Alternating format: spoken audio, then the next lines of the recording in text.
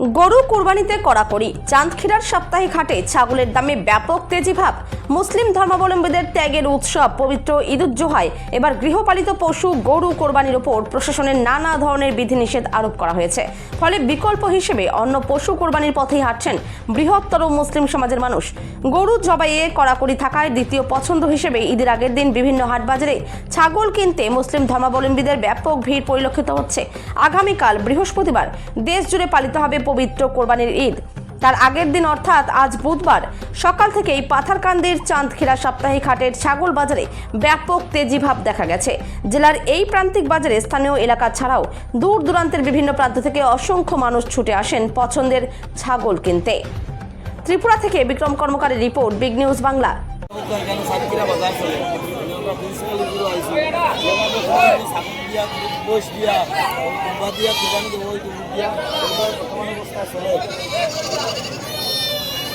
জেরে কোনটা কইবে কিতা কইবে আপনার দর্শকদের কিতা আমরা ছাগল দিয়া দিতাম, গরু দিয়ে দিতাম না। আমরা মানে আমরা যে প্রতিনিধি তারা যাতে আস্থা বাঁধে না, এর কারণে আমরা গরু ছাড়ি দিই।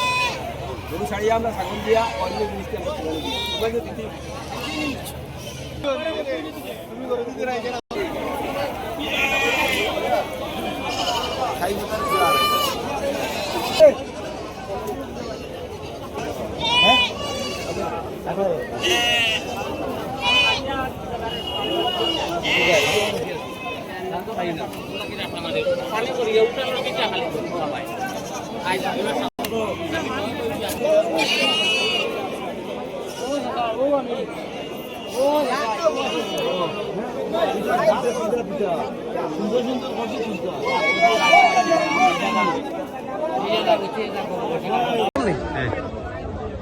চাওক, যেহেতু আমার মামাই আমাক এটা মানে গুহাৰি দিছে যে আমি এতিয়া গরু কুরবানিৰ পৰা বিৰত থাকিম, সেইকাৰণে আমি আহিছোঁ।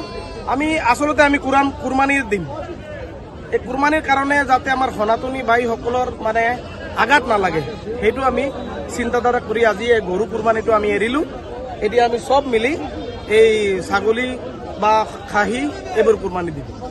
আচলতে সনাতন ধৰ্মী মানুহৰ মানে মনত আমি আঘাত দিব নিবিচাৰোঁ। এইটো আমাৰ কুরবানিটো আল্লাহ ৰাজি খুচি কৰাৰ কাৰণে, সেইকাৰণে আমি ছাগলী কুরবানি দিম এইবাৰ। নক'ব জুই লাগি গৈছে, পুৰা বজাৰত জুই নাই। চাওঁ এতিয়া কিনি আছোঁ, আমি চব আহিছোঁ।